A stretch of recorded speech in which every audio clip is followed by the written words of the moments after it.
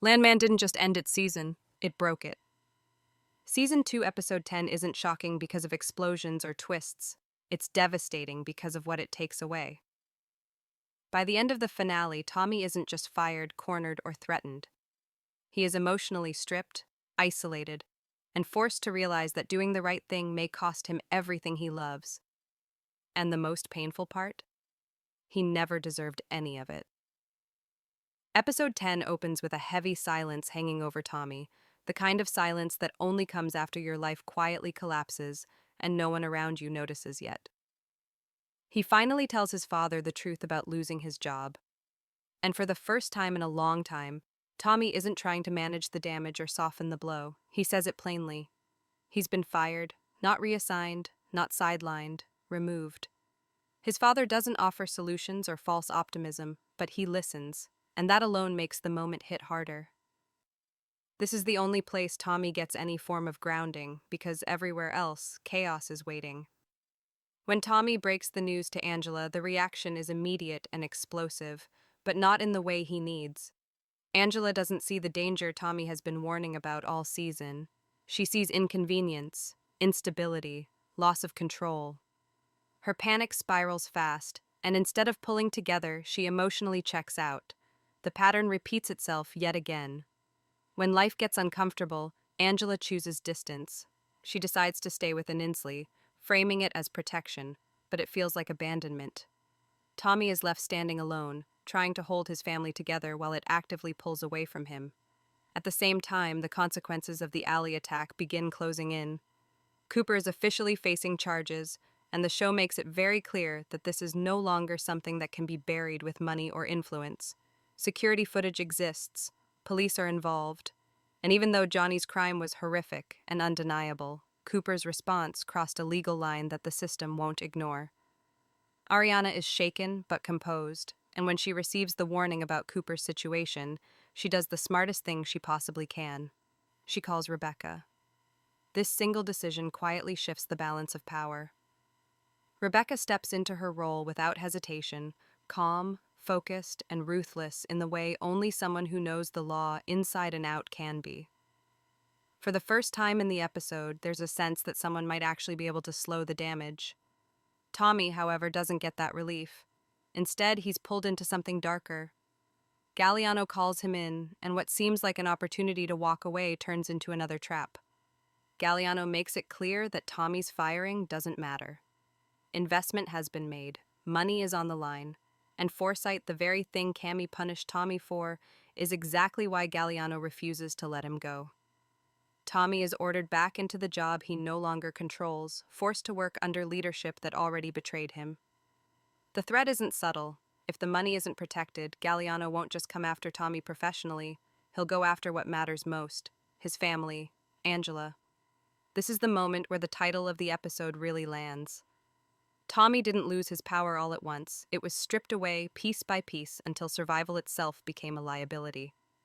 By the end of this section, the emotional math is cruelly clear. Tommy is trapped between a company that no longer respects him, a family that won't stand with him, and consequences he can't shield his son from anymore.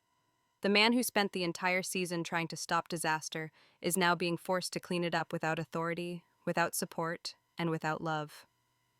And as the finale continues, it becomes painfully obvious that this is only the beginning of what Landman is about to take from him. As the episode moves forward, the weight of Tommy's situation begins to press down harder, not through loud confrontations, but through quiet realizations that cut much deeper. He returns to work knowing he no longer belongs there, walking through hallways where respect used to follow him, and now only tension remains. Every conversation feels loaded. Every glance reminds him that authority has shifted permanently. Cammy doesn't need to say anything more. Her silence is enough. Tommy understands that he is no longer valued for his experience or judgment, only tolerated because someone else needs him to prevent financial disaster. The irony is brutal. The man who warned everyone about moving too fast is now expected to save the same reckless operation that cast him aside. And the pressure isn't just professional anymore, it's personal. Every risk he's forced to accept could cost lives, and every wrong decision could be blamed squarely on him. Meanwhile, Angela's choice to stay away settles into something colder than temporary space. She convinces herself that distance is strength, that focusing on Aninsley is the responsible thing to do, but the truth is harder to ignore. By stepping away now, she leaves Tommy to carry the emotional fallout alone. There are no late-night calls asking if he's okay, no quiet moments of reassurance. Instead, there's silence. And that silence confirms what Tommy has feared but never wanted to admit. When things are hardest, he is on his own. This realization doesn't come with anger. It comes with heartbreak. Because despite everything, Angela remains the person he loves the most, and losing her support hurts more than losing his job ever could. The episode then tightens its focus on Cooper's situation, and the tension becomes almost unbearable. The legal process begins moving faster than anyone expected. Statements are taken, timelines are questioned. Every detail of that night in the alley is dissected. Cooper is shaken, not just by the possibility of prison, but by the realization that his actions, even if driven by fear and rage, may destroy the future he was trying to build. He isn't portrayed as a hero or a villain here. He's a young man crushed by trauma, reacting in a moment that will define the rest of his life. Tommy tries to be strong for him, but there's a painful limit to what he can do now. Without his position, without his influence, he can't protect his son the way he once could. That loss of control is devastating. Rebecca works quietly in the background, assembling a strategy, managing damage, and preparing for a legal battle that won't be clean or simple. She knows this case won't be won with grand speeches or emotional appeals. It will come down to facts, evidence, and how much of the truth the system is willing to hear. Even then, there are no guarantees. The show makes sure we understand that justice here is fragile, conditional, and expensive. And with Tommy's financial future uncertain, every option feels narrower.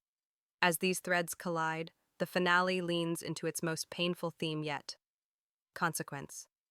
Every character is now facing the result of choices made earlier in the season. Angela's habit of avoidance, Cammy's obsession with risk, the company's hunger for profit, Cooper's bottled-up rage. None of it exists in isolation anymore. Everything is connected, and the damage spreads out.